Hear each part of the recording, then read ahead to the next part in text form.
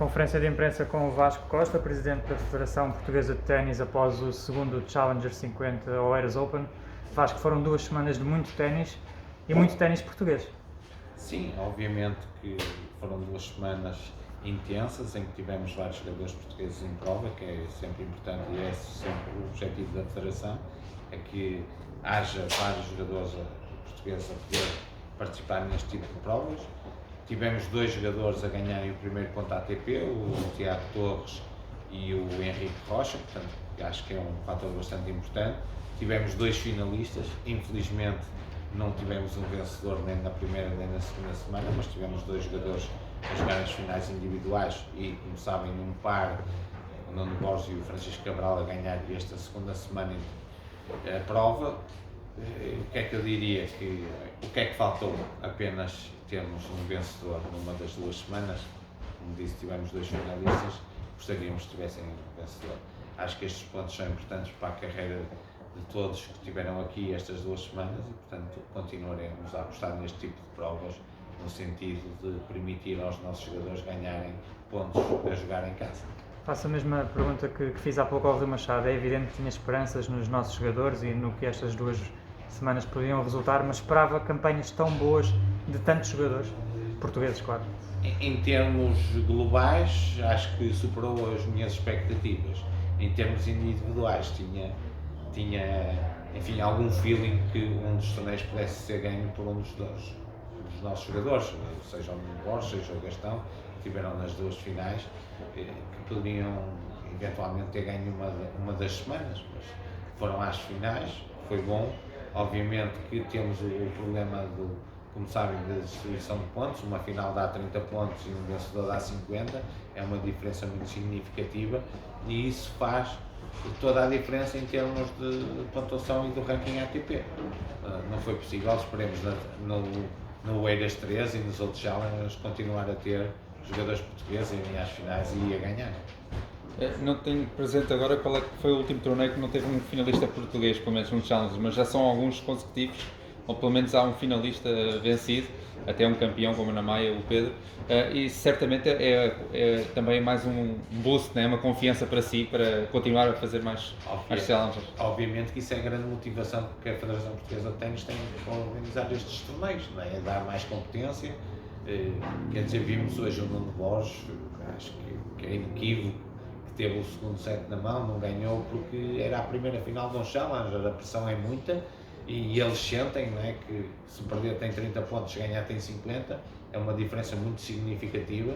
Aliás, posso-vos dizer que eu próprio não concordo com esta distribuição de pontos nos ATPs, porque acho que a nível global, acho que um finalista deveria ter, como se passa no ranking português, nos campeonatos em Portugal, em que um semifinalista tem metade dos pontos do vencedor e os semifinalistas e o finalista tem 75%.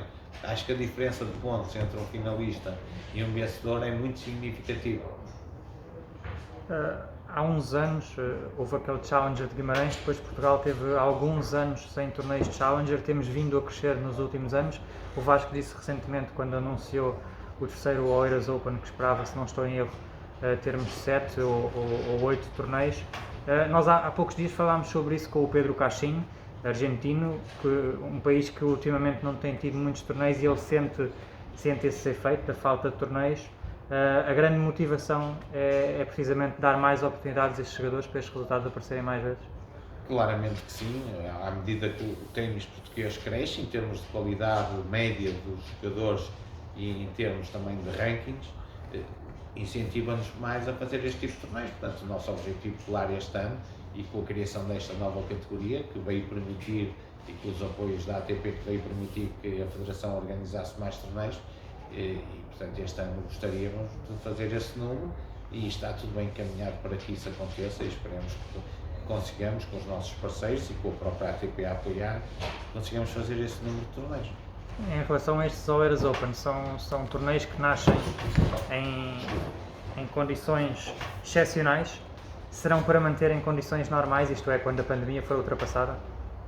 Obviamente que teremos que reavaliar no próximo ano, porque este ano, como sabem, além de sermos fortemente incentivados, fomos muito apoiados pela ATP em termos financeiramente para realizar estes torneios e, portanto, no próximo ano temos que analisar as condições, mas eu não diria que enfim, que consigamos organizar todos que vamos organizar este ano, mas obviamente que alguns serão para manter.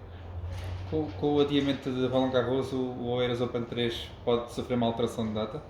Neste momento, e portanto a ATP já nos enviou um e-mail nesse sentido, a dizer que poderia haver reorganização do calendário de Challenger, portanto neste momento estamos na expectativa, obviamente que a semana que contratamos foi essa, com a ATP, vamos ver como é que é o reajustamento dos torneios e em função disso decidiremos se alteramos ou não a semana que está prevista realizar.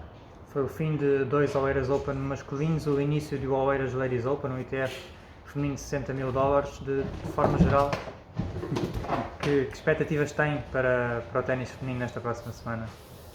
Obviamente que as nossas expectativas no ténis feminino são diferentes das masculinas, no entanto, acho que o mais importante deste torneio, deste e da próxima semana, é que as nossas jogadoras consigam fazer pontos. Obviamente, não vou ser sincero, não espero que tenhamos aqui uma jogadora portuguesa a ganhar este torneio, como tinha, enfim, alguma expectativa que um jogador pudesse ganhar os ATP Challenge masculinos, mas no entanto acho que vai ser muito importante para as nossas jogadoras ganharem pontos ATP e temos, inclusivamente na primeira ronda do quadro principal, 2 jogadoras, enfim, portuguesas, a Elizabeth Amali ainda não é, está em processo de naturalização, mas de qualquer maneira já a consideramos jogadora portuguesa e portanto espero que, enfim, são pontos importantes para elas começarem a subir no ranking e esperemos daqui a 3, 4 anos estamos num patamar em que possa pensar que estamos a fazer este torneio para uma jogadora portuguesa ganhar. Muito obrigado, Vasco. Obrigado.